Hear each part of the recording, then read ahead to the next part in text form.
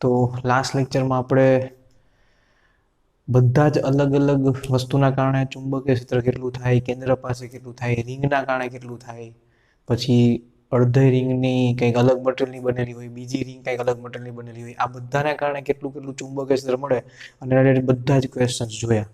બરોબર. હવે આપણે જો હજી વધારે આગળ જઈએ કે બીજા કોઈ ડિવાઇસના કારણે કેટલા કઈ કઈ જગ્યાએ કેવું ચુંબકીય ક્ષેત્ર મળે, તો દરેક વખતે બાયોસાવર્ટના નિયમનો ઉપયોગ કરવાનો થશે અને પછી એના મદદથી સંકલન કરીને જવાબ ગોતવાનો થશે. પણ દરેક વખતે સંકલન કરીને આન્સર ગોતવો થોડું વિચિત્ર થઈ જશે. તો જેમ વિદ્યુત ક્ષેત્રમાં પણ આ જ વસ્તુ થતી હતી, ત્યારે ગાઉસ નામના સાયન્ટિસ્ટે એક નિયમ આપ્યો, ગાઉસનો નિયમ વિદ્યુત ક્ષેત્ર માટે. એવી જ રીતે સંકલન કરીને બધી વખતે જવાબ ગોતવા કરતા કંઈક ઇઝી રીતે જવાબ મળે એના માટે એમ્પિયર નામના સાયન્ટિસ્ટે નિયમ આપેલો છે, જેને કહેવાય છે એમ્પિયર્સ લો, જેની મદદથી કોઈ પણ નિશ્ચિત રીતે વિદ્યુત પ્રવાહનું વહન કરતા તારના કારણે ચુંબકીય ક્ષેત્ર ગોતી શકાય છે કોઈ બિંદુ પાસે. પણ આમાં શરત એટલી છે કે પ્રવાહ તારમાંથી એક સરખી રીતે પસાર થવો જોઈએ, કોઈ એક જગ્યાએથી વધારે કોઈ એક જગ્યાએથી ઓછો એમ નહીં. કઈ રીતે તમને સમજાવું? પહેલા તો ટોપિકનું નામ આપીએ, એમ્પિયર્સ લો. એમ્પિયર્સ લો. ચલો એક્ઝેક્ટ વસ્તુ સમજો. જેમ વિદ્યુત ક્ષેત્રના બંધ ગાળા માટે, બંધ વક્ર માટે ગાઉસે નિયમ આપેલો છે, એમ અહીંયા એક બંધ વક્ર માટે, ત્યાં બંધ પૃષ્ઠ હતું, સોરી, અહીંયા આવશે બંધ વક્ર. બંધ વક્ર માટે એમ્પિયરે નિયમ આપેલો છે. બંને નિયમમાં બહુ જ મોટી સામ્યતા જોવા મળશે. એટલે કહું છું, વિદ્યુત ક્ષેત્રના જેટલા ઇક્વેશન છે એને રિલેટેડ અને એને લાગતા ઓળખતા ઇક્વેશન્સ જ અહીંયા મેગ્નેટિક ફિલ્ડમાં આવશે. બરોબર. તો એમ્પિયરે શું કીધું પહેલા એની વાત કરીએ, પછી એનો ઉપયોગ કેમ થાય જોઈએ. એમ્પિયરે એવું કીધું કે માની લો કોઈ એક વિસ્તારમાં ઘણા બધા વિદ્યુત પ્રવાહધારી તાર છે. બરોબર. અને તારમાંથી અલગ અલગ પ્રવાહ અલગ અલગ દિશામાં પસાર થાય છે. I2, I3, I4, I5. બરોબર. 6, 7, 8, 9, 10, 11 સુધી નથી જવાનું, આઈફોન નથી, વિદ્યુત પ્રવાહધારિત તાર છે. બરોબર. તો I1 થી લઈને I5 સુધીના પ્રવાહધારિત તાર છે. તારમાંથી એક સરખો અને એક રીતે જ પ્રવાહ પસાર થાય છે. ખાલી થોડા અસ્તવ્યસ્ત દર્શાવેલા છે, ક્યાંથી આવે છે ક્યાં જાય છે એ ખબર નથી. આજે હું જે કહીશ તમને એવું લાગશે કે સર આ કેમ પોસિબલ છે, પણ સમજજો, જે હું સેન્ટેન્સ બોલીશ, જે ઇક્વેશન લખીશ, એની મદદથી ચુંબકીય ક્ષેત્ર ગોતવાનું છે. તો એમાં આપણે અમુક અમુક વસ્તુને કરેક્ટેડ કરશું. બરોબર. તો અત્યાર પૂરતું આ તારની આજુબાજુમાં તમે એક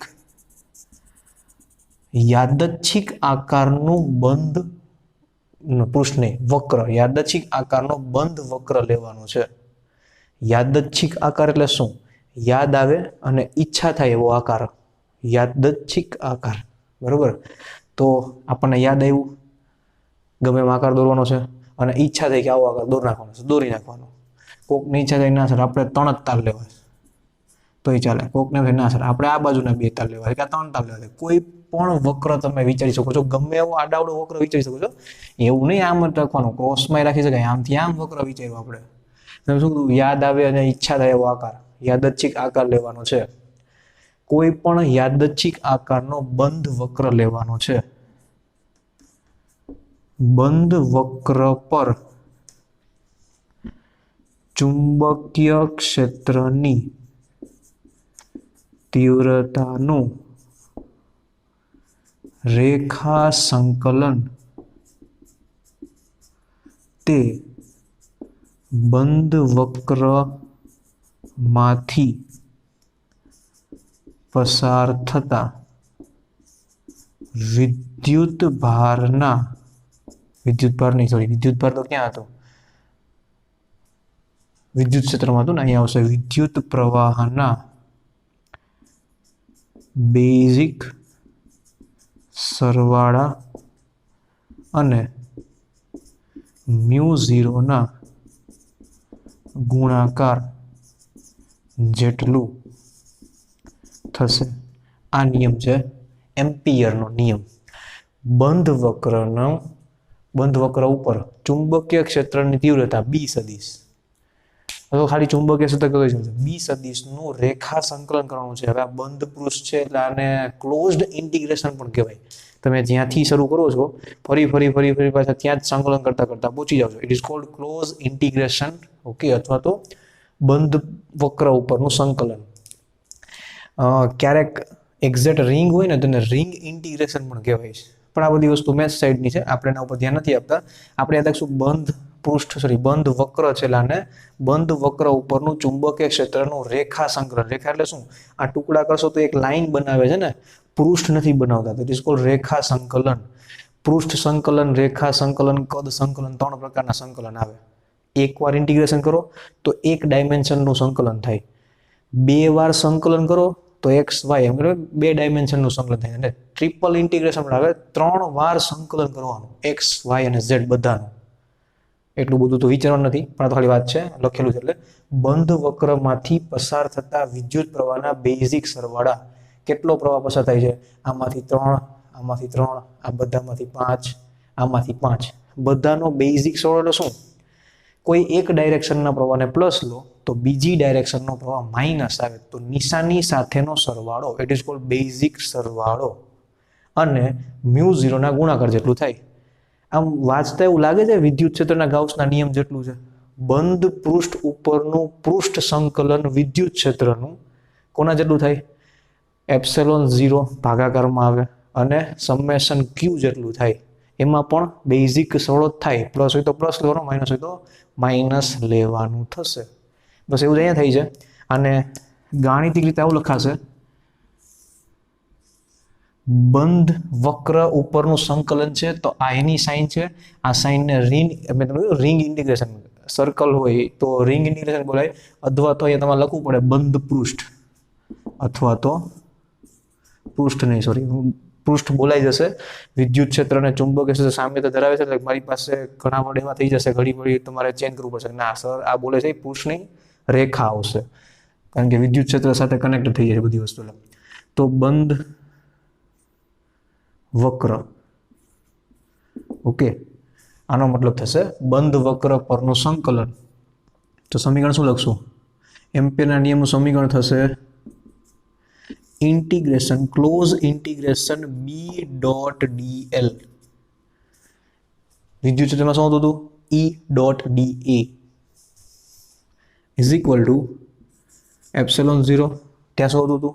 છેદમાં મ્યુ 0, ત્યાં શું હતું? છેદમાં એપ્સિલોન 0 ઇન્ટુ સમેશન ઓફ આઈ. આ સમેશનની સાઇન કહેવાય, આ સંકલન કહેવાય. નાનું નાનું કરો ને તો સંકલન આવે, અને મોટું વસ્તુનો સરવાળો કરો ને તો સમેશન આવે. બે સરખા જ છે. મોટી વસ્તુનો સરવાળો, નાની વસ્તુનો સરવાળો, બરોબર. આ સમીકરણ તમારે રોજ સવાર, બપોર, સાંજ 3 ટાઈમ લખીને યાદ રાખવાનું છે, બરોબર. જેમ વિદ્યુત ક્ષેત્રમાં ગાઉસનો નિયમ આવે છે એમ ચુંબકીય ક્ષેત્રમાં એમ્પિયરનો નિયમ આવે છે. ચલો હવે અહીંયા ડાબી બાજુ જે ચુંબકીય ક્ષેત્ર તમારે મૂકવાનું છે, દરેક બિંદુ પાસે ચુંબકીય ક્ષેત્ર એની કંઈક ડાયરેક્શન હશે ને. ઓકે, તો તમારે કરવાનું શું? બરાબર, આ બધા બિંદુ પાસે ચુંબકીય ક્ષેત્ર ગોતવાનું. તો સર બધા બિંદુ પાસે અલગ અલગ નહીં હોય? હા, હશે જ ને. બધા બિંદુ પાસે ચુંબકીય ક્ષેત્ર ગોતવાનું. સાંભળજો પેલા, પછી એમ ન કહેતા કે ખબર ન પડી. કારણ કે મેં આગળ એવું કીધું હતું કે આનો ઉપયોગ થાય છે ચુંબકીય ક્ષેત્ર ગોતવા માટે. હવે હું તમને એમ કહું છું ચુંબકીય ક્ષેત્ર તમારે ગોતીને મૂકવાનું. કેમ એ સમજાવો અમને. બધા બિંદુ પાસેનું ચુંબકીય ક્ષેત્ર લેવાનું, પછી આ બધાના સૂક્ષ્મ ટુકડા કરવાના. સૂક્ષ્મ ટુકડા ડીએલ. એ ડીએલ ટુકડાનું ચુંબકીય ક્ષેત્ર આપણને ખબર હશે. બંને નો કરવાનો, ડોટ પ્રોડક્ટ. હવે સર ડોટ પ્રોડક્ટ એટલે કેમ? ચુંબકીય ક્ષેત્ર કોઈ એક દિશામાં છે ને, તાર આમ છે ઉપર નીચે, તો કાં તો એન્ટી ક્લોકવાઇઝ ને કાં તો ક્લોકવાઇઝ ને કોઈ એક દિશામાં ચુંબકીય ક્ષેત્ર હશે. માની લો ચુંબકીય ક્ષેત્ર આ બાજુ સ્પર્શકની દિશામાં છે, આમ ગોળ ફરે છે અહીંયાથી આમ. આ ચુંબકીય ક્ષેત્રની દિશા છે. ब्लू कलरનો એરો છે ને એ ચુંબકીય ક્ષેત્ર દર્શાવે છે. ચુંબકીય ક્ષેત્ર આમ ફરે છે, અહીંયાથી આમ અંદર જાય છે, ઓલી બાજુથી આમ બહાર આવે છે, આમ ફરતા ફરતા. બરોબર. હવે ડોટ ડીએલ કરવાનું છે, ડીએલ સાથે ડોટ પ્રોડક્ટ કરવાનું છે. તો ડીએલ એટલે શું? લંબાઈ, અલગ અલગ અલગ અલગ લંબાઈ. હવે અત્યાર સુધી ડીએલ સદિશની દિશા આપણે વિદ્યુત પ્રવાહની દિશામાં લેતા હતા, કારણ કે આપણી પાસે કંઈક આવી વસ્તુ હતી આઈ ડોટ ડીએલ. એટલે જે દિશામાં પ્રવાહ હોય એ દિશામાં ડીએલ લેવાનો. અહીંયા તો ડીએલ એકલો છે, તો ડીએલ ની દિશા શું લેશું? તો યાદ રાખશું, બી સદિશની દિશા તો જે પરિણામી મેળી પ્રમાણે લઈ લીધી. ડીએલ સદિશની દિશા, ડીએલ ની દિશા જે દિશામાં સંકલન કરવામાં આવે તે દિશામાં સ્પર્શક સ્વરૂપે લેવામાં આવે છે. આમ તો હું જે લખું છું બધું વધારાનું છે, યાદ તો ખાલી એક રાખવાનું છે, બાકી બધું મગજમાં આવવું જોઈએ. પણ સમજો, જો હું સરવાળો કરવા માટે જાઉં તો હું સરવાળો આમ કરતા કરતા જઈ શકું છું. મારે જો શું કરવું, જેટલી રસ્તામાં વસ્તુ અને બધી વસ્તુનો સરવાળો કરવાનો છે. કેમ? તો કે આના માટે અહીંયા નાનકડો ટુકડો હોય એના માટે બી ડોટ ડીએલ મળશે, અહીંયા નાનકડો ટુકડો હોય એના માટે બી ડોટ ડીએલ મળશે. ડીએલ એની લંબાઈ, બી ત્યાંનું ચુંબકીય ક્ષેત્ર. તો બધા બી ડોટ ડીએલ નો ગુણાકાર કરીને બેસી ગયા છે. મારે શું કરવાનું? હું આમથી ફરીને જાઉં છું, ચુંબકીય ક્ષેત્રની વિરુદ્ધ દિશામાં જાઉં છું. આમ ફરતા ફરતા જાઉં છું, ઓલી બાજુથી અંદર અને આ બાજુથી બહાર. તો આમ બધી વસ્તુનો સરવાળો કરતા કરતા કરતા કરતા કરતા કરતા કરતા કરતા પહોંચ્યું. આ સરવાળો અહીંયા મૂકવાનો છે.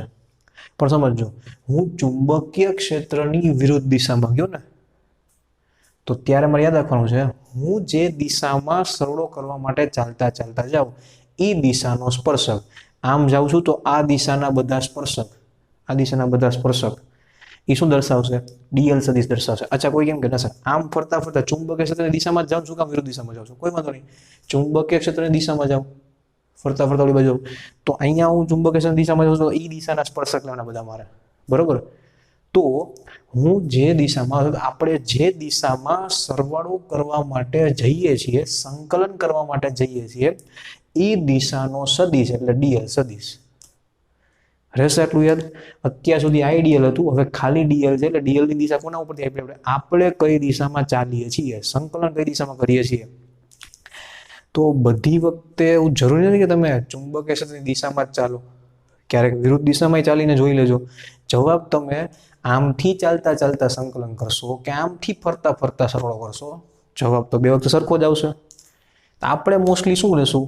બી સદિશની દિશામાં ચાલવાનું, જેથી બંનેના ડોટ પ્રોડક્ટ માટે એ બંને વચ્ચેનો ખૂણો 0 થાય, તો ડોટ પ્રોડક્ટ પ્લસ આવે. ક્લિયર? તો આપણે લખશું નોંધ સ્વરૂપે, આપણે બી સદિશની દિશામાં સંકલન કરવું. આ મારા તરફથી સજેશન છે, બરોબર? ફરજિયાત નહીં, ન કરો તો મને કોઈ વાંધો નથી, જવાબ તો બધી વખતે સરખો જ આવશે. ચલો, તો જમણી બાજુ છે, ડાબી બાજુ છે ડીએલ એટલે સૂક્ષ્મ સૂક્ષ્મ લંબાઈ અને ચુંબકીય ક્ષેત્ર. આ ચુંબકીય ક્ષેત્ર કોના કારણે મળ્યું હશે? ખાલી I5 ના કારણે, ખાલી I4 ના કારણે, 3, 2, 1 કોના કારણે મળ્યું હશે? તો સમજો, હું નાનકડો લૂપ લઉં, ખાલી આટલું એક જ તારનું લઉં ને, ધારો કે આની આજુબાજુમાં લૂપ, 5 ની આજુબાજુમાં લૂપ, બીજે ક્યાંય લૂપ જ નથી લેવું, તો પણ આ દરેક બિંદુ પાસે ચુંબકીય ક્ષેત્ર તો કોના કારણે મળ્યું હશે? આ બધા ના પાડી દેશે અમારે ચુંબકીય ક્ષેત્ર નહીં ઉત્પન્ન કરવાનું. ના, એ તો ઉત્પન્ન કરશે જ. તમે ખાલી આટલા વિસ્તારમાં સરળો કરો છો. તો સમજો, ડાબી બાજુનું બી સદિશ બધા જ વિદ્યુત પ્રવાહના કારણે ચુંબકીય ક્ષેત્ર ઉત્પન્ન થયું હશે એ દર્શાવે છે. જેમ વિદ્યુત ક્ષેત્રમાં શું હતું? બંધ વક્ર દ્વારા ઘેરાયેલા વિદ્યુત ભારના કારણે નહીં, ડાબી બાજુનું વિદ્યુત ક્ષેત્ર તો બધાના કારણે ઉત્પન્ન થયું હશે. એટલે ડાબી બાજુનું વિદ્યુત ક્ષેત્ર કે ચુંબકીય ક્ષેત્ર કે વિદ્યુત ક્ષેત્ર કે તો બધા વિદ્યુત ભારના કારણે, ચુંબકીય ક્ષેત્ર તો બધા વિદ્યુત પ્રવાહના કારણે. કદાચ અહીંયા કોક હોત ને તાર, તો એના કારણે કંઈક ચુંબકીય ક્ષેત્ર મળે. બરોબર? તો સમીકરણમાં આવતું બી સદિશ ડાબી બાજુ આવતું ચુંબકીય ક્ષેત્ર તંત્રના બધા જ વિદ્યુત પ્રવાહના કારણે તંત્રના બધા જ વિદ્યુત પ્રવાહના કારણે મળે છે. પરંતુ લેકિન કિંતુ જે ડાબી બાજુ જમણી બાજુમાં સમેશન આઈ આવે છે બધા જ વિદ્યુત પ્રવાહ ધારિત તારનો સરવાળો, એમાં માત્ર કોને લેવાના છે? જે બંધ વક્ર તમે ધ્યાનમાં લીધું છે એની અંદરથી પસાર થતો પ્રવાહ. આ લીધો હોય તો 5 5, ક્રોસમાં લીધો હોય તો 5 5, આ લીધો હોય તો 1 2 3, આ લીધો હોય તો 3 4 5, અને આ લીધો હોય તો ખાલી 5. તો સેમ વસ્તુ વિદ્યુત ક્ષેત્રમાં પણ હતી ને. આ બાજુમાં આવતો સમેશન ક્યુમાં શું લેવાનું? જે પૃષ્ઠની અંદર ઘેરાયેલો હોય છે અહીંયા આવશે. પરંતુ જમણી બાજુ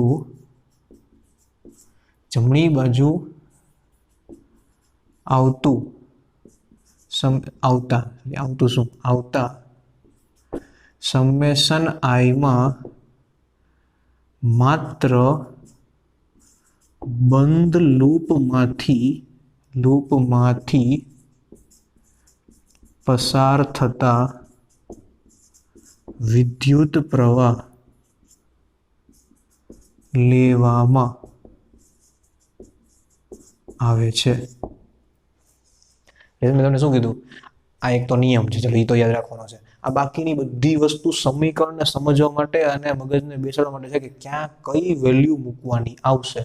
પણ સર તકલીફની વસ્તુ એ છે કે આમાં તો આ જેટલી વેલ્યુ છે એટલી જ આ વેલ્યુ મળશે. અચ્છા, આ ખબર હશે તો આ મળશે. પણ તમે એવું કહો છો કે ગમે એ લૂપ લેવાની તો ડીએલ તો હંમેશા ટેન્શન વાળી વાત છે ને, બી સદિશ તો કેમ મળશે? તો હવે અગત્યની વસ્તુ જે તમે વિદ્યુત ક્ષેત્રમાં કરેલી છે, આપણે બધી વખતે એવું બોલીએ છીએ આખા ફિઝિક્સ ભણવા દરમિયાન કે તમે જે પણ વેલ્યુ લેશો ને જવાબ બધી વખતે સરખો જ આવશે. કોઈ દિવસ લીધી આડાવડી કોઈ વેલ્યુ? આપણે આડાવડી વેલ્યુ લીધી ક્યારે? નહીં ને. આપણે હંમેશા એવું બોલીએ છીએ કે કોઈ પણ યાદચ્છિક વક્ર માટે સાચું, પણ બોલવાના અલગ વસ્તુ હોય, હાથીના દાંત દેખાડવાના અલગ હોય ને ચાવવાના અલગ હોય. તો જ્યારે આપણે ખરેખર એનો ઉપયોગ કરશું ને ત્યારે હંમેશા કોઈ નિશ્ચિત આકારનું જ બંધ લૂપ લેશું. તો સમજો અહીંયા ભલે સેન્ટેન્સમાં એવું બોલે કે કોઈ પણ બંધ વક્ર માટે નિયમ સાચો છે, જ્યારે હું ચુંબકીય ક્ષેત્ર ગોતવા માટે ઉપયોગ કરીશ ત્યારે મારે હંમેશા એવું વક્ર લેવાનું. સમજો સંકલન ક્યારે ઈઝી થશે? જો સંકલનમાંથી બી નીકળી જાય ને તો સંકલન કરતા આપણને આવડે. કારણ કે તો સંકલન ખાલી ડીએલ નું હતું. ખાલી ડીએલ નું સંકલન શું? આ બધી જ વસ્તુનો સરવાળો. તો સીધી લંબાઈનો સરવાળો કદાચ આપણને ગણતા કે ગોતતા આવડી જશે. તો યાદ રાખશું, સમીકરણનો મસ્ત રીતે ઉપયોગ કરવા માટે હંમેશા એવું જ વક્ર લેવામાં આવે છે જે વક્રના દરેક બિંદુ ઉપર બી સદિશની વેલ્યુ એક સરખી હોય, જેથી એ બી સદિશ સંકલનમાંથી બહાર નીકળી જાય અને આપણે આરામથી ઇક્વેશનમાંથી બી ગોતી શકીએ. કારણ કે બાકીનું કરતા તો આપણને આવડે છે. ઇન્ટિગ્રેશન ડીએલમાં તો શું હોય? વર્તુળ હશે તો પરિઘ કરી નાખવાનો, ચોરસ હશે તો 4L કરી નાખવાનું. સાવ સિમ્પલ, કોઈ જ મગજમારી નહીં. તો યાદ શું રાખશું આપણા માટે? આ વસ્તુ ખાલી આપણા સમજવા માટે.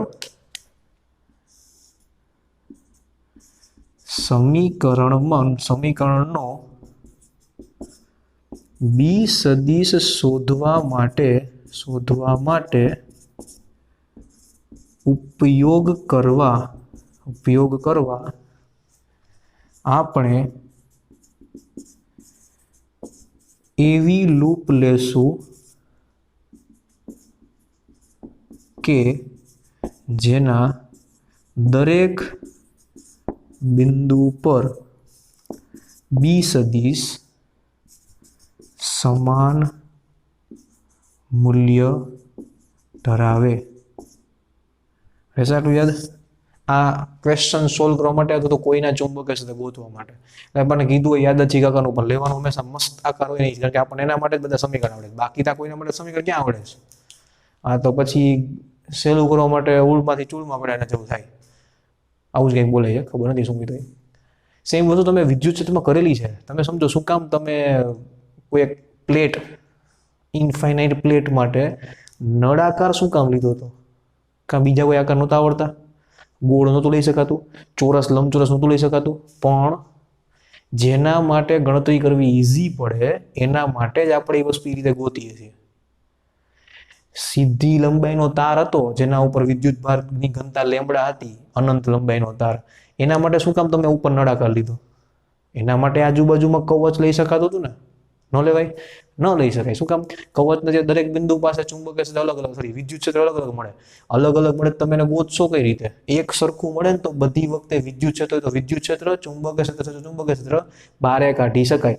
બાકી બધાનું સંકલન કરતા આપણને આવડી જતું હોય. બરોબર? ચલો, ડોટ પ્રોડક્ટ છેલ્લે કશું યાદ રાખશું. બંને એક જ દિશામાં હોય કે વિરુદ્ધ દિશામાં હોય તે પ્રમાણે પ્લસ અને માઇનસ આવશે, અને જો બંને એકબીજાને લંબ હોય તો 0. બરોબર? ચલો, રહેશે આટલું યાદ. તો આ નિયમ આપણે કેમ લગાડવો એ શીખા. આના પ્રમાણે ઇક્વેશન કહું, જો અહીંયા આવશે તો ઇન્ટિગ્રેશન b ડોટ dl એમ રહેશે. અહીંયા આવશે સમેશન i1 i2, હા, ઉપરની કોને પ્લસ ને કોને માઇનસ એની વાત રહી. મેઇન વસ્તુની અગત્યની રહી ગઈ. અહીંયા નિશાની બેઝિક થોડો કરશું, પણ કોના પ્રમાણે કરશું? તો હું સમીકરણ લખું, સમજો. તમે b ડોટ dl પ્રમાણે સરળો કરી નાખો આખાનો. આ બાજુ સમજાઈ ગઈ બધાને? હવે સર આમ ફરીએ કે આમ ફરીએ એ શું નક્કી કરશે? એ નક્કી કરશે ચુંબકીય ક્ષેત્ર ઉપરથી આપણે નક્કી કરશું.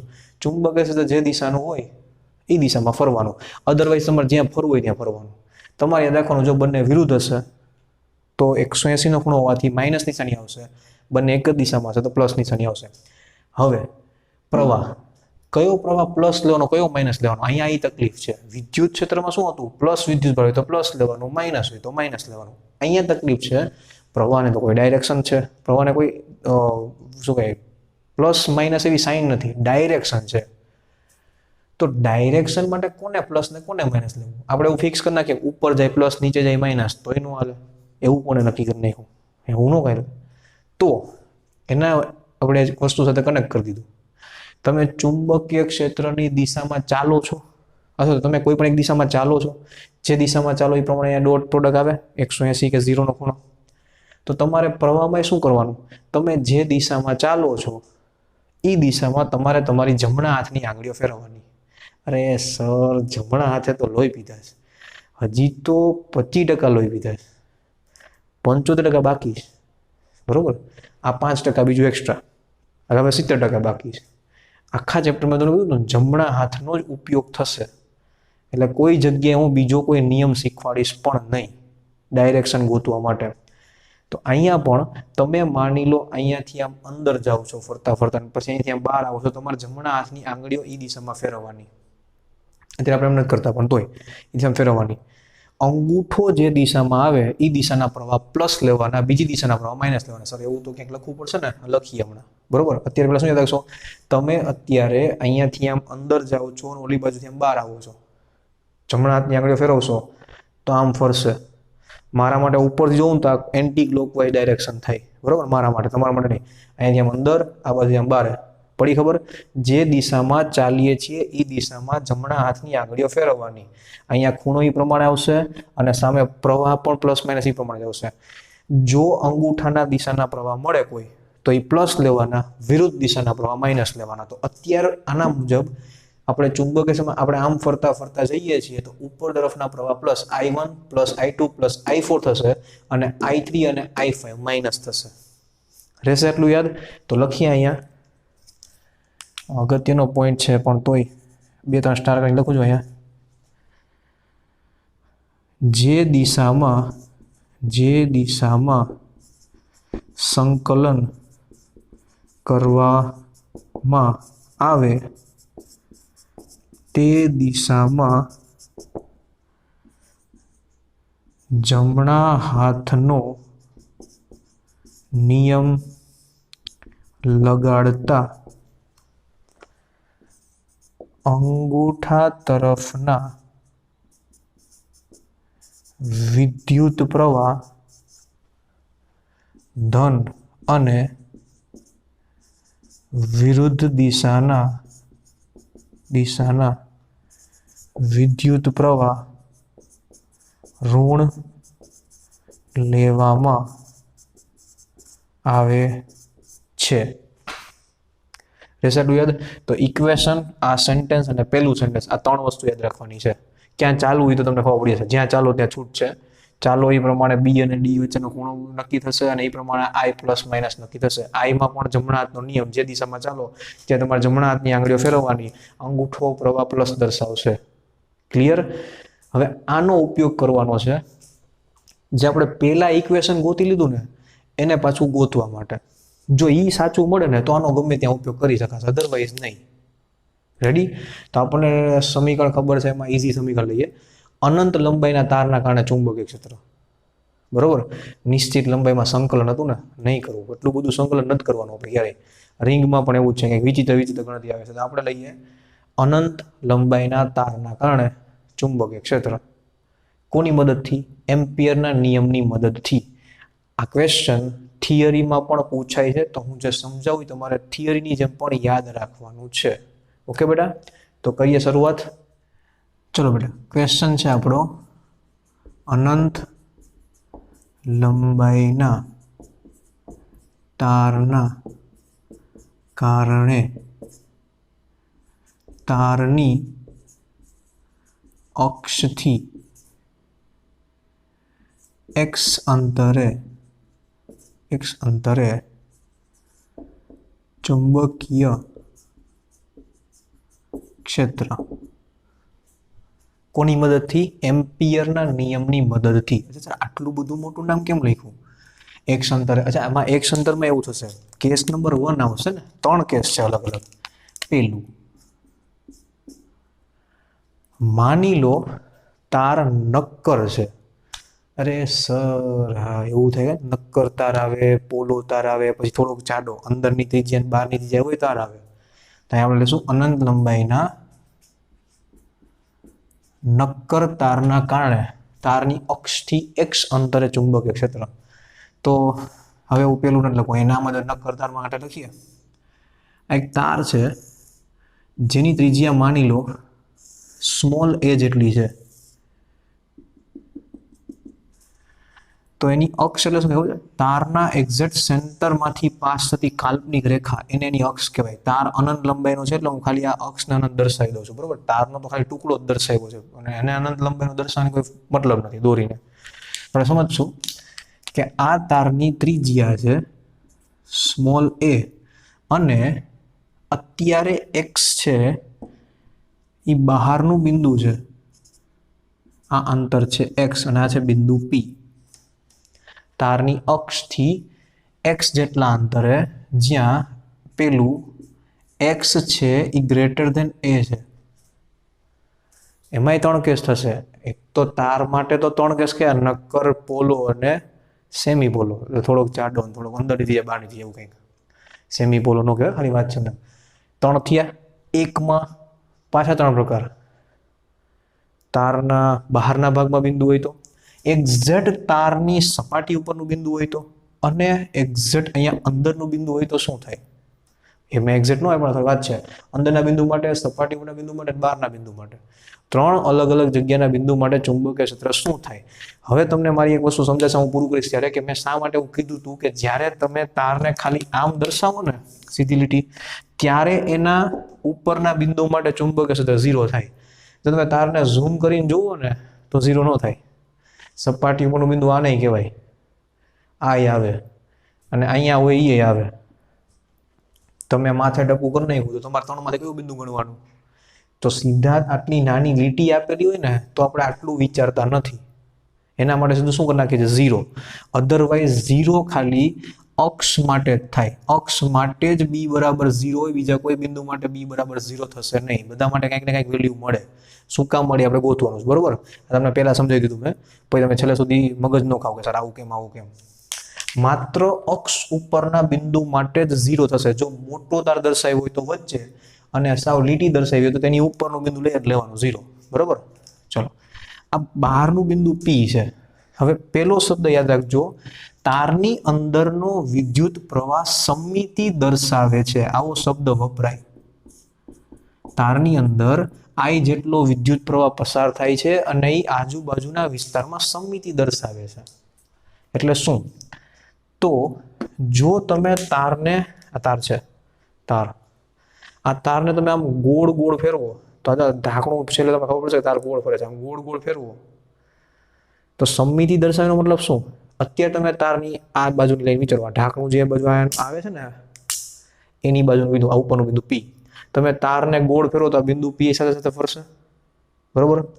તો દરેક બિંદુ પાસે તમે આમ ગોળ ગોળ ફેરવો, દરેક વખતે આજુબાજુના દરેક એક્સ અંતરે રહેલા બિંદુ પાસે ચુંબકીય ક્ષેત્ર સમાન મળે તો એને સમમિતિ દર્શાવે છે એવું કહેવાય.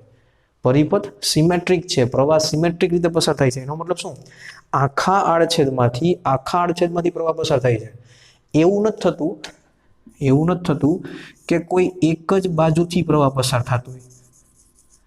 ઓલું કેમ આમ નળી હોય, નળીમાંથી પાણી આવતું હોય તો પાણી ખાલી આમ નીચેના ભાગમાંથી પાણી આવતું હોય, ઉપરના ભાગમાંથી કાંઈ નહીં, કારણ કે થોડુંક થોડુંક પાણી આવે છે. એમ નહીં, એકદમ ફોર્સ સાથે બધી જગ્યાએથી એક સરખું જ પાણી પાઇપમાંથી બહાર આવે છે. એને કહેવાય સિમેટ્રિક રીતે પ્રવાહ પસાર થાય છે. આનો ફાયદો શું?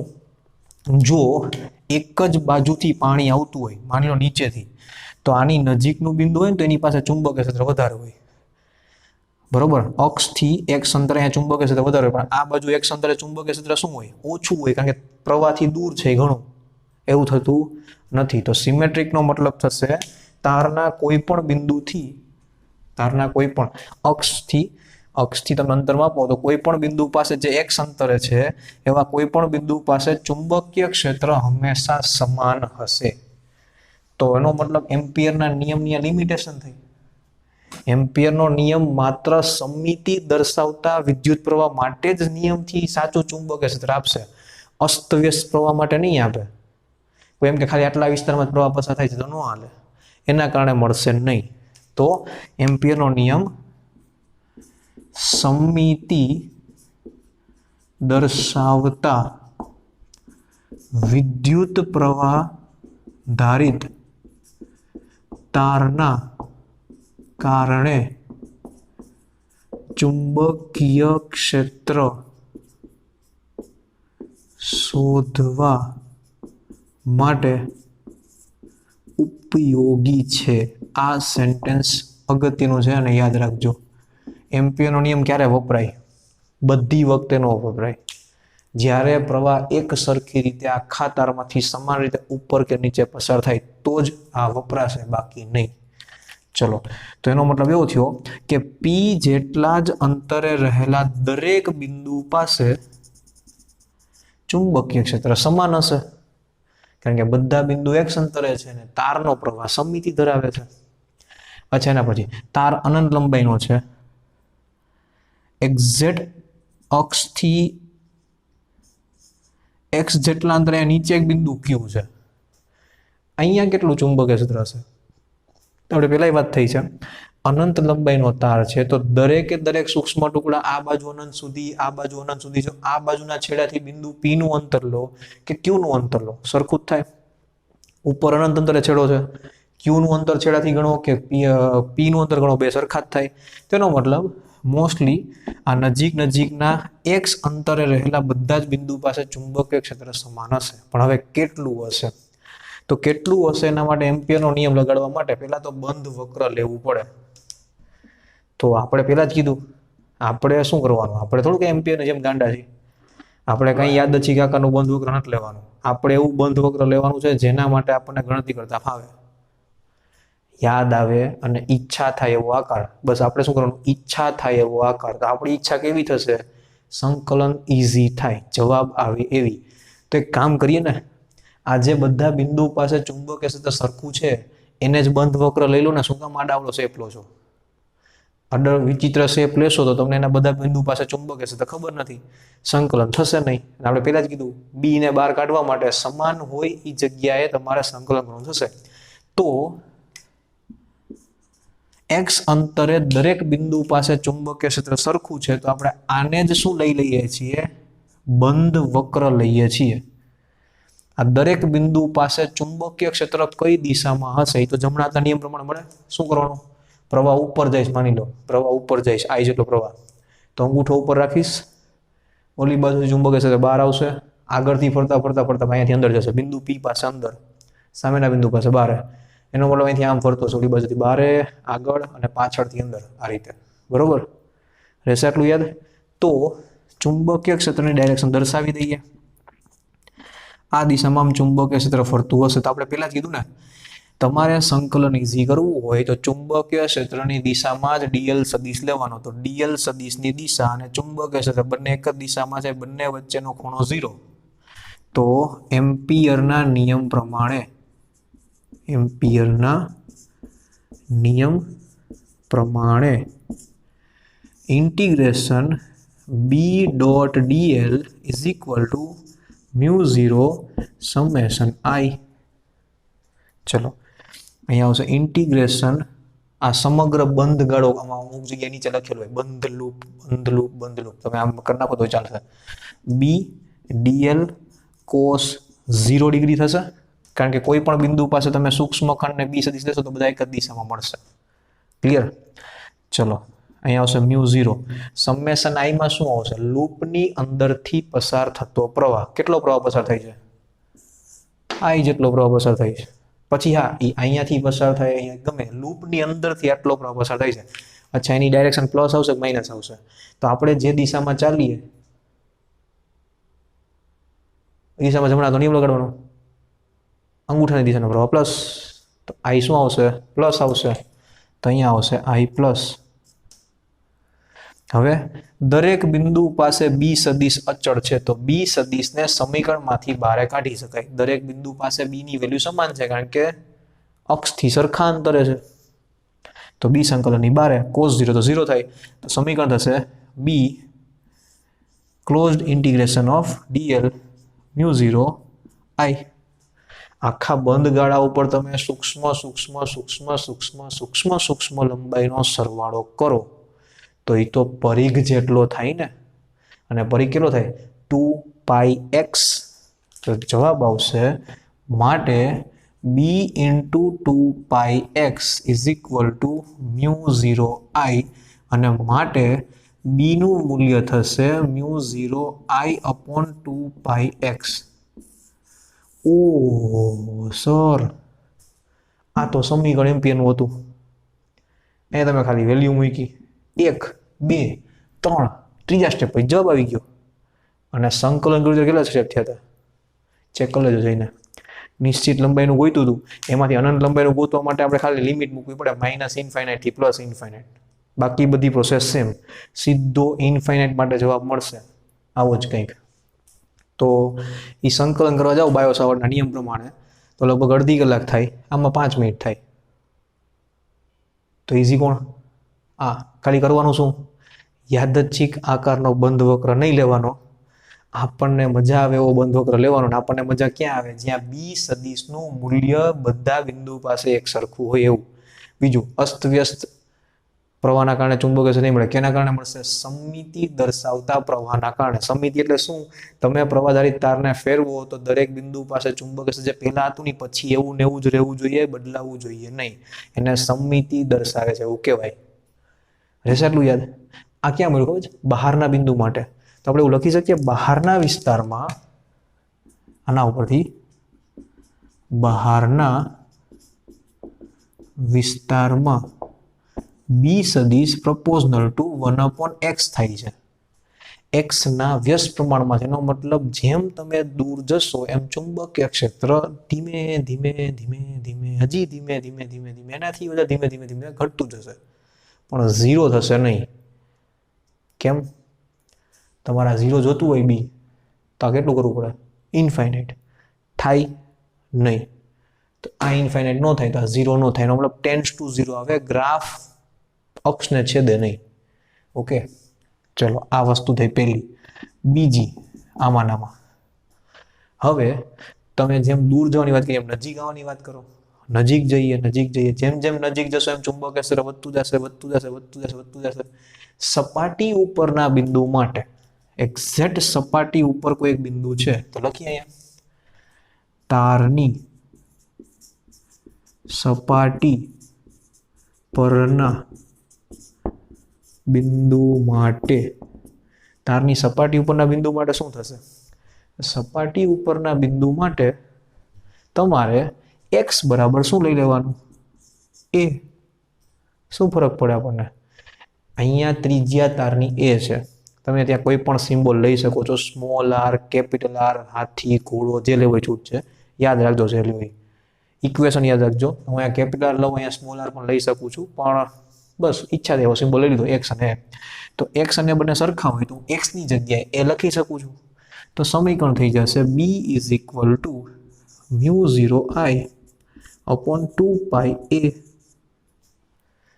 તારની સપાટી ઉપર ચુંબકીય ક્ષેત્ર મેક્સિમમ એ ખબર નહીં સર મેક્સિમમ છે કે નહીં કેમ નથી ખબર કારણ કે આપણને અંદરના વિસ્તારમાં શું થાય ખબર નથી ના સર એ તો ખબર છે સમજો અંદર અક્ષ પાસે 0 થાય છે નજીક હવે વધતું જશે તો વધતા વધતા હવે ક્યાંક પાછું ઘટશે તો ખરા ને તો ઘટશે ક્યાં હવે અંદરના વિસ્તારમાં ઘટશે એટલે સાચું છે અહીંયા વસ્તુ મળશે એ મેક્સિમમ વેલ્યુ હશે તારના કોઈ બિંદુ પાસે ચુંબકીય ક્ષેત્ર મળવાની તો યાદ શું રાખશું તારના બહારના વિસ્તારમાં ચુંબકીય ક્ષેત્ર ઓછું હશે તારની સપાટી ઉપરનું ચુંબકીય ક્ષેત્ર મેક્સિમમ હશે પણ અક્ષ પાસે 0 હશે અને સીધી લીટી ગણીએ ત્યારે કોને સપાટી કેવી કોને અક્ષ કેવી ખબર પડતી નથી એટલે આપણે શું લઈ લઈએ છીએ અક્ષ જ લઈ લઈએ છીએ એટલે 0 કરી નાખીએ છીએ બરોબર ચલો આમાં પોઈન્ટ નંબર 3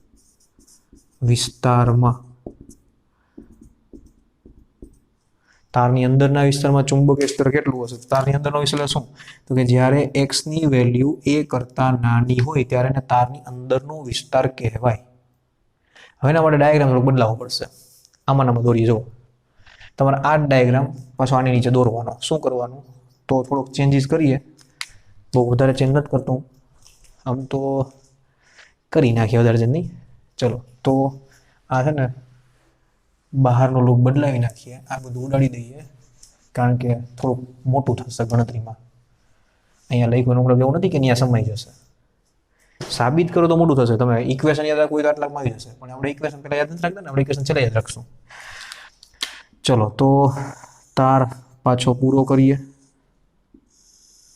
તારની અંદરનું બિંદુ અહીંયા લઈએ તારની અંદરનું બિંદુનું નામ શું આપશું ક્યુ બરોબર ક્યુ બિંદુ એ અંદર છે હવે સમજો અક્ષથી આ ક્યુ બિંદુ x અંતરે છે તો પાછું શું કરશું આપણે બંધ લૂપ લેશું પણ કઈ બંધ લૂપ લેશું આપણને ખબર છે કે જેમ બહારના બિંદુ માટે ચુંબકીય ક્ષેત્ર સરખું હશે અંદરના બિંદુ માટે ચુંબકીય ક્ષેત્ર સરખું જ હોય જે હોય તો સ્મોલ x જેટલા અંતરે મળતી આ નાની લૂપ ઈ પણ દરેક બિંદુ પાસે ચુંબકીય ક્ષેત્ર સરખું જ હશે તો જો આ બધા બિંદુ પાસે ચુંબકીય ક્ષેત્ર સરખું હોય તો એને લૂપ લઈ લેવાની ફરશું કઈ રીતે આપણે તો સમજો અત્યારે પ્રવાહ ઉપર તરફ જાય છે તો આ બધા બિંદુ પાસે પણ ચુંબકીય ક્ષેત્ર જમણા હાથના નિયમ પ્રમાણે અહીંયાથી બહાર આવતું હશે અહીંયાથી અંદર જતું હશે સર તારની અંદર આવું થાય હા તારની અંદર આવું જ થાય એટલે તો મેં તમને કીધું હતું તાર માટે તો વિચિત્ર વસ્તુ થશે રિંગ માટે આવું કઈ નથી બરોબર તો ચુંબકીય ક્ષેત્ર આ દિશામાં મળશે આપણને તો આપણે એ દિશામાં ચાલશું એ દિશામાં ચાલીએ એટલે dl અને b સદિશ વચ્ચેનો ખૂણો કેમ ગયો ભૂસાઈ ગયો ચલો લખીએ ઇન્ટિગ્રેશન b.dl = μ0 સમેશન i આમાં b અને dl વચ્ચેનો ખૂણો પાછો કેટલાનો થશે 0 μ0 સમેશન i ની વાત કરીએ આરામથી બરોબર ક્યાં વાત કરશો ખબર અહીંયા સાઈડમાં વાત કરીએ આટલા વિસ્તારમાંથી પસાર થતો પ્રવાહ કેટલો હશે તો સમજો આખા તારમાંથી આખા અડછેદમાંથી એક સરખો પ્રવાહ બહાર આવે છે આખામાંથી એક સરખો પ્રવાહ બહાર આવે છે હું એવું લખી શકું પાઈ a સ્ક્વેર પાઈ અને ત્રિજ્યા a છે એટલે પાઈ a સ્ક્વેર જેટલા વિસ્તારમાંથી i જેટલો પ્રવાહ બહાર આવે છે તો આની ત્રિજ્યા કેટલી છે x છે તો પાઈ x સ્ક્વેર જેટલા વિસ્તારમાંથી કેટલો પ્રવાહ બહાર આવે હા સાહેબ આવું લઈ તો શકાય તો એટલે હું લખી શકું કે આ પ્રવાહ થશે i ડેશ અને ઈ થશે i x square / a square જેટલો આટલો નાનો વિસ્તાર છે તેમાંથી ઓછો પ્રવાહ પસાર થશે, એટલે જેમ જેમ આ સર્કલ તમે નાનું કરતા જશો, અક્ષની નજીક જતા જશો, પ્રવાહ નાનો નાનો થવાના કારણે ચુંબકીય ક્ષેત્ર ધીમે ધીમે ઘટતા ઘટતા ઝીરો થઈ જશે, બરોબર. તો અત્યારે અહીંયા શું લખશું આપણે, આઈ ડેશ જેટલો પ્રવાહ પસાર થાય તો આઈ ડેશ લખશું. એમાં પણ સેમ જમણા હાથના નિયમ પ્રમાણે આંગળીઓ જે દિશામાં ચાલી એ પ્રમાણે ફેરવીએ તો અંગૂઠો ઉપર છે, પ્રવાહ પ્લસ જ આવશે, બરોબર. પણ આઈ ડેશ આવશે, આઈ નહીં આવે. ક્લિયર? ચલો, ચુંબકીય ક્ષેત્ર બધા બિંદુ પાસે સરખું, તો બી સંકલનની બારે ઇન્ટિગ્રેશન ડીએલ, કારણ કે cos 0 0 થાય, મ્યુ 0. ચલો, સમેશન આઈ ની જગ્યાએ શું લખશું, આઈ એક્સ સ્ક્વેર અપોન એ સ્ક્વેર લખશું. તો લખીએ આઈ એક્સ સ્ક્વેર અપોન એ સ્ક્વેર. ચલો, બી એમને ઇન્ટિગ્રેશન થશે 2πx, આનો સરળો શું આવશે, એનો પરિઘ 2πx is equal two mu 0 I x square upon A square, એક એક એક્સ કેન્સલ. તો બી બરાબર સમીકરણ થશે અંદરના વિસ્તાર માટે, હું અંદરનો વિસ્તાર આમ દર્શાવીશ, એક્સ એ કરતા નાનું છે, ત્રિજ્યા કરતા ઓછો, mu 0 I X upon 2π a square. Sir આમાં છેદમાં સ્ક્વેર આવ્યું ને આમાં બેમાં છેદમાં સ્ક્વેર નથી, તો પારિમાણિક દ્રષ્ટિએ સૂત્ર સાચું હશે. હા, આ ત્રિજ્યાનો વર્ગ છે, આ અંતર છે, એક એક અંતર કેન્સલ, એક અંતર વધ્યું, બરોબર, છેદમાં. તો અહીંયા ખબર પડે કે અંદરના વિસ્તારમાં બી પ્રપોઝનલ ટુ એક્સ છે. આ તો સર જોરદાર વસ્તુ થઈ ગઈ, થઈ જ ને. સમજો, મેં અહીંયા હેડિંગ અહીંયા માર્યું છે, પણ બધી વસ્તુ લખી આ બાજુ છે, તો તમે તમારી રીતે સુધારી નાખજો. આ કોના માટે છે, અહીંયા સુધારી નાખીએ. ચલો, આ છે third point X less than A માટે, બરોબર. હવે આ બધું સાચું. અને અહીંયા શું લખીએ આપણે, અહીંયા લખીએ નહીં, દોરીએ આલેખ, અંતર સાથે કઈ રીતે ચુંબકીય ક્ષેત્ર બદલાય છે એનો આલેખ. અને આ આલેખ તમને વિદ્યુત ક્ષેત્રમાં કદાચ મળ્યો હશે, મને ખબર છે ત્યાં સુધી, અને ન મળ્યો હોય તો કોઈ વાંધો નહીં યાદ રાખવાનું. બી એનું મૂલ્ય, આમ તો દિશા લો તો વાંધો નથી, પણ દિશા ગોળ ફરે છે, તો ગોળ ફરવાની દિશામાં શું લેશો, એટલે બી નું મૂલ્ય અહીંયા આવશે એક્સ. અક્ષથી કેટલા અંતરે છીએ, 0 અંતરે ચુંબકીય ક્ષેત્ર 0 હશે, તો 0 પાસે 0. પછી આ કહેવાશે અંદરનો વિસ્તાર, અંદરના વિસ્તારમાં બી અને એક્સ સમપ્રમાણમાં છે. તો તમે જેમ અક્ષથી દૂર જશો ને, અક્ષથી જેમ દૂર આવશો ને એમ ચુંબકીય ક્ષેત્ર વધશે, સમપ્રમાણમાં વધશે, સીધી લીટીમાં. તો સીધી લીટીમાં ચુંબકીય ક્ષેત્ર વધશે, reason B proportional to x છે. એક્સ અંતર લખો, આર લખો, એ બી સી ડી જે લખો એ છૂટ છે, તમારે યાદ રાખવાનું છે અંતરના સમપ્રમાણમાં વધશે. એક બિંદુ પાસે બી ની વેલ્યુ મેક્સિમમ થશે, અને ઈ બિંદુ છે સપાટી ઉપરનું બિંદુ, એટલે કે ત્રિજ્યા પાસે સપાટી ઉપર બી ની વેલ્યુ મેક્સિમમ થશે, અને પછી અનંત અંતરે 0 થશે. તેનો મતલબ મારે અહીંયા આલેખ વક્ર દોરવો પડશે, કારણ કે આપણે લાઈનને ક્યારેય 0 ને ટચ કરાવશું નહીં. આ અગત્યની વસ્તુ. અહીંયા આવશે બી પ્રપોઝનલ ટુ 1/x. રહેશે આટલું યાદ છે ને? જોરદાર વસ્તુ. તો યાદ રાખવાનું છે કે એક નક્કર તારના કારણે ચુંબકીય ક્ષેત્ર ક્યાં કેટલું કેટલું આપણને મળશે. હવે નક્કર તારની વાત કરી, એવી રીતે તાર જો પોલો તાર હોય તો ખાલી સપાટી, અને અંદરની અને બહારની કંઈક ત્રિજ્યા આપેલી હોય તો શું થાય એના માટેની વાત કરીએ. ઓકે, તો બીજો પોઈન્ટ થશે અનંત લંબાઈના તાર, પણ કેવો, પોલા તારના કારણે તારથી એક અંતરે ચુંબકીય ક્ષેત્ર. ક્લિયર? તો એની વાત કરીએ. ચલો બ્રે, તો નેક્સ્ટ ટોપિક આપણો પોઈન્ટ થશે અનંત લંબાઈના તાર, પણ કેવા, પોલા તારના કારણે તારની અક્ષથી એક અંતરે. અચ્છા, આ જે મેથડ છે એમાં આપણે નિશ્ચિત લંબાઈના તારનું ચુંબકીય ક્ષેત્ર આરામથી નહીં ગોતી શકીએ, તો એની વાત નહીં કરીએ, પણ બધાના મળશે, બરોબર? એટલું યાદ રાખજો. હા, નિશ્ચિત લંબાઈનું એટલે નહીં મળે આરામથી, કારણ કે નિશ્ચિત લંબાઈ શું હોય, દરેક બિંદુ પાસે અલગ અલગ ચુંબકીય ક્ષેત્ર હોય. તો દરેક બિંદુ પાસે અલગ અલગ ચુંબકીય ક્ષેત્ર હોય તો એને આપણે સરખા બિંદુ ગોતી જ નહીં શકીએ ક્યારેય. આપણે અનંત લંબાઈના તાર માટેનો ઉપયોગ કરીએ છીએ. તાર ધારો કે પોલો છે, તો દર્શાવો તમારે આમ જ પડશે. હવે તમારે એવું વિચારવાનું કે વચ્ચે કાંઈ જ નથી, વચ્ચે માત્ર હવા છે. તો હવા હોય તો શું થાય ખબર છે? વિદ્યુત પ્રવાહ માત્ર ને માત્ર ધાતુ જે સપાટીમાં હોય ને એ જગ્યાએથી વહન પામે. એટલે વિદ્યુત પ્રવાહ હવે માત્ર આ બધી બ્લેક કલરની લાઇનિંગમાંથી બહાર નીકળતો હશે, વચ્ચેના વિસ્તારમાંથી નહીં.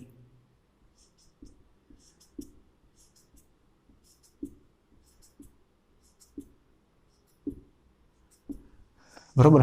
એટલે આ કેના જેવી વસ્તુ સમજો, આ પેનનું આ ઢાંકણું છે, કેપ છે, આ જે કેપનો પ્લાસ્ટિક વાળો ભાગ છે ને, એટલા વિસ્તારમાંથી જ પ્રવાહ બહાર આવે છે. વચ્ચેના વિસ્તારમાં કંઈ છે જ નહીં, તો ત્યાંથી પ્રવાહ પસાર ન થઈ શકે. બરાબર. પ્રવાહ હવામાંથી પસાર તો નથી થવાનો, ધાતુમાંથી પસાર, તો ધાતુ ખાલી સપાટી પાસે જ છે. તો પાછું સેમ ક્વેશ્ચન, અક્ષ પાસે ચુંબકીય ક્ષેત્ર પાછું 0 જ હશે. એ તો બધી વખતે ફિક્સ, કારણ કે સૌથી નાની વસ્તુ થઈ ને ત્યાં એના માટે શું મળશે? 0. ચલો બહારના બિંદુ માટેની વાત કરીએ. બહારના બિંદુ P માટે પાછું x, પેલો point x greater than a માટે તો શું થશે? પાછા બધા જ સ્ટેપ સેમ થશે, બધી જ વસ્તુ સેમ. હવે હું તમને ટૂંકમાં સમજાવીશ કે કઈ રીતે મળશે. તો તમે પાછી આની એક લૂપ લો, બરાબર. રૂપ માટે તમે સંકલન કરો, સંકલન કરીને બધા સ્ટેપ કરશો, સ્ટેપ કરીને વિચારશો કે અંદરના વિસ્તારમાંથી પસાર થતો પ્રવાહ કેટલો, તો આ બધો પ્રવાહ જે હશે, I જેટલો પ્રવાહ જે છે એ બધો અંદરથી પસાર થાય છે. તો લૂપના અંદરથી પસાર થતો હોય તો ચુંબકીય ક્ષેત્ર જે આ કેસ માટે જે નક્કર તારમાં થતું હતું એ જ પોલા તારમાં થશે. અચ્છા, કોઈ પણ આકારના તારમાં સેમ વસ્તુ થશે તો કદાચ અંદરની અને બહારની જે અલગ અલગ હશે એ તારમાં પણ સેમ આન્સર આવશે. તો આપણે એ લખશું વખતે પછી. પણ પેલા ટોપિક માટે અહીંયા લખીને આ ડાયાગ્રામ એક જ રાખશું બધામાં. પેલું x ગ્રેટર ધેન a માટે b ઇક્વલ ટુ જવાબ આવશે μ0I/2πx. તમે શું લખશો બાજુમાં? નક્કર તાર માટે જે રીતે મેળવ્યું તે જ રીતે મળશે. બધા જ સ્ટેપ સેમ, કોઈ મગજમારી નહીં. ચલો એના પછી રીઝન એક જ છે. આના લૂપ લેવો તો અંદરના વિસ્તારમાંથી પ્રવાહ પછી ખાલી કિનારીમાંથી પસાર થાય, ગમે પસાર થાય, આપણને શું પડે? આપણે શું જોવાનું? આપણી લૂપમાંથી પ્રવાહ કેટલો પસાર થાય, I જેટલો પસાર થાય, બસ. તો I લખવાનું. ચલો હવે x ઇક્વલ ટુ a માટે, એના માટે પણ ઇક્વેશન સેમ રહે. કેમ? અહીંયા તમે છેડા પાસે આવો તો અંદરથી કેટલો પ્રવાહ પસાર થાય? I જેટલો જ પ્રવાહ પસાર થાય છે, એમાં કોઈ ફરક નથી પડતો. તો આવશે μ0I/2πa. તો બે ઇક્વેશન તો બેમાં કોમન જ આવે છે, તો ફરક પડશે માત્ર ત્રીજા ઇક્વેશનમાં. જો તમે લૂપની અંદર ગયા, અંદર, તો લૂપની અંદર તો પ્રવાહ પસાર થતો જ નથી. તો તમે ત્યાં નાનકડી લૂપ લેશો, આની પહેલાના કેસમાં લીધું પ્રમાણે, તો આની અંદરથી પ્રવાહ કેટલો પસાર થશે? 0. તો હવામાં આવ્યું ને, હવામાંથી તો પ્રવાહ 0 પસાર થાય છે. તો અહીંયા ઘેરાતા બંધ વક્રમાંથી પસાર થતો પ્રવાહ શૂન્ય હોવાથી b બરાબર અંદરના વિસ્તારમાં 0 થશે. વાસરા તો જોરદાર થઈ ગયું. આ બે ઇક્વેશન જૂના જેવા છે, અહીંયા ખાલી 0 આવે છે. હા, એકદમ ઈઝી. ચલો third point, a greater than x greater than b, ત્રિજ્યા એમ તો ન લખાય નહીં. ચલો તો બદલાવીએ. અંદરની ત્રિજ્યા a અને બહારની ત્રિજ્યા b ધરાવતા તાર માટે શું થશે? કેવો તાર હશે? જો દોરીએ. અંદરની ત્રિજ્યા અને બહારની ત્રિજ્યા. ક્લિયર? એટલે એનો મતલબ શું? આટલા વિસ્તારમાંથી જ પ્રવાહ પસાર થશે. જે હું લાઇનિંગ કરું છું ને, એ જ વિસ્તારમાંથી પ્રવાહ પસાર થાય, બીજા કોઈ વિસ્તારમાંથી પ્રવાહ પસાર ન થાય. આમાં કેમ ખાલી સપાટી પાસે, આમાં સપાટી થોડીક જાડી છે, જાડી કિનારીઓમાંથી પ્રવાહ પસાર થશે. તો અંદર તો ડોટેડ લાઈન દર્શાવીએ. बारे नक्कर रेखा दर्शावीए।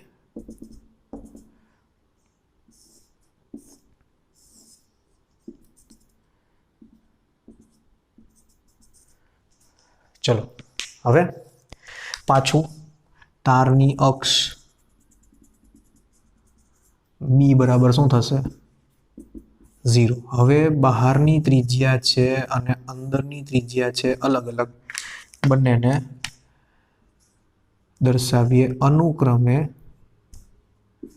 बी अने ए वडे। क्लियर? चलो तो हवे बहारना बिंदु माटे बात करिए तो एक्स पेलू एक्स ग्रेटर देन बी माटे एटले के बहारनी त्रिज्या करता मोटा माटे शुं आंसर आवशे? बी बराबर μ0 I अपॉन 2 पाई एक्स। आ बधा माटे सेम ज हशे। बहारथी तमे लूप विचारो तो बहारनी लूप ने तो शुं फरक पड़े छे, अंदर केवो तार छे एने तो शुं फरक पड़े छे, अंदर आटला विस्तारमांथी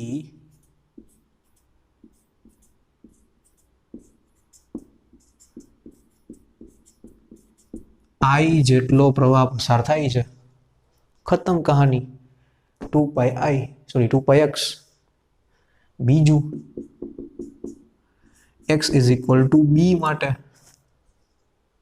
सपाटी उपરના बिंदु माटे तो શું આવશે? b is equal to μ0 I upon 2 pi b બહારની ત્રિજ્યા। અહીંયા તમે લો તો આટલા તારમાંથી તો બધો પ્રવાહ પસાર થાય છે તો એટલી ત્રિજ્યા લેવાની। હવે જો તમે પાછા સમજો અહીંયા અંદરના વિસ્તારમાં આવો તો શું થાય? 0 થાય ને, કારણ કે જો અહીંયા અંદરમાં પાછો કોઈ પ્રવાહ પસાર નથી થતો। अक्ष पास 0 ए करता नानु अंतर हो तो 0 ए लखी नाखीए बराबर। पॉइंट नंबर 3 एक्स नी वेल्यू ए करता पण नानी होय तो बी बराबर थई जशे 0। पण जो ए अने बी नी वच्चे क्यांक होय तो अहींया तो तमे जो लूप लियो तो ई लूप में पाछो एक लोचो थाय, थोड़ाक विस्तारमांथी प्रवाह पसार थाय, वच्चेना भागमांथी प्रवाह पसार न थाय। समझो शुं थाय? અને ઉપરથી જોઈએ તો આ સાઈડમાં દોરવું પડશે।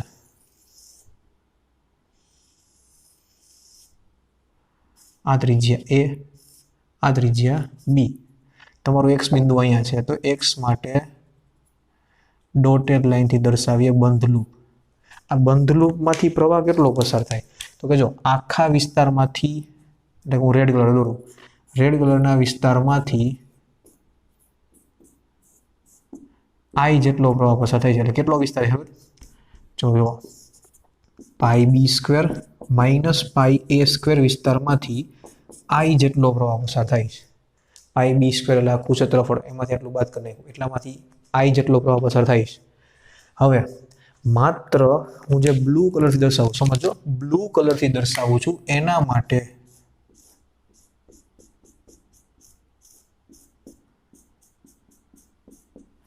માટે પાઈ एक्स स्क्वेर आ त्रिज्या કેટલી છે અહીંયાથી અહીંયા સુધીની ત્રિજ્યા x પાઈ x સ્ક્વેર એટલે આ બ્લુ કલરનું આખું સર્કલ એમાંથી કેટલું બાદ કરી નાખવાનું છે?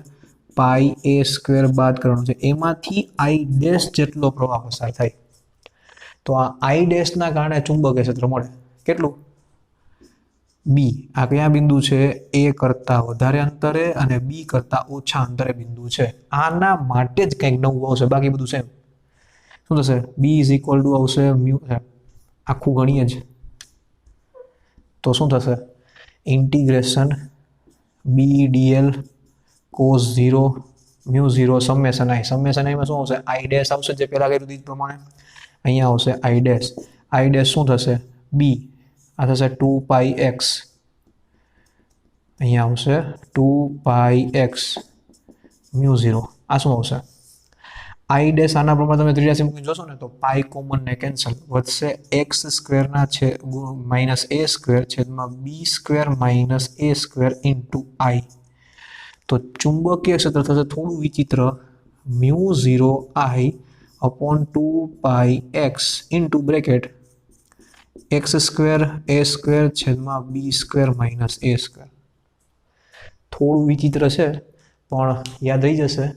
आ बे इक्वेशन तो बधामां कॉमन आवे छे અહીંયા અંદરના વિસ્તારમાં 0, અહીંયા સાવ અંદરના વિસ્તારમાં તો 0, થોડું જે વચ્ચેનું આવે છે ત્યાં કંઈક અલગ મળે છે, અને નક્કર તારા તો એમાં અંદરના વિસ્તારમાં વ્યસ્ત પ્રમાણમાં ઘટે. આ રીતે 3 અલગ અલગ પ્રકારના તારમાં, અનંત લંબાઈના તારમાં, બધા અનંત લંબાઈના જ છે ફિક્સ. એના માટે દરેક આજુબાજુના બિંદુ પાસે કેટલું ચુંબકીય ક્ષેત્ર મળે આ રીતે ગોતી શકાય. કોની મદદથી? એમ્પિયરના નિયમની મદદથી. અધરવાઇઝ આનું સંકલન કરો તો કોઈ દિવસ ભેગું થશે નહીં, કારણ કે આમાં સૂક્ષ્મ ખંડ તમે ક્યાં લેશો અને કેટલા લેશો? ક્ષેત્રફળ થઈ ગયું, કંઈક કદ થઈ ગયો, એમાં સૂક્ષ્મ ખંડ કેવો લેવો? લંબાઈ હોય તો ડીએલ લઈ શકાય, તો અહીંયા બાયો સવર્ટના નિયમથી મળી શકે નહીં. મળે પણ આપણને આવડે નહીં. ઓકે, તો આજે અહીં સુધી રાખીએ. બધા જ ઇક્વેશન આરામથી લખી લો અને આના રિલેટેડ અમુક ક્વેશ્ચન આપેલા છે એને સોલ્વ કરવાની ટ્રાય કરો. ઓકે બેટા, હેવ અ નાઇસ ડે.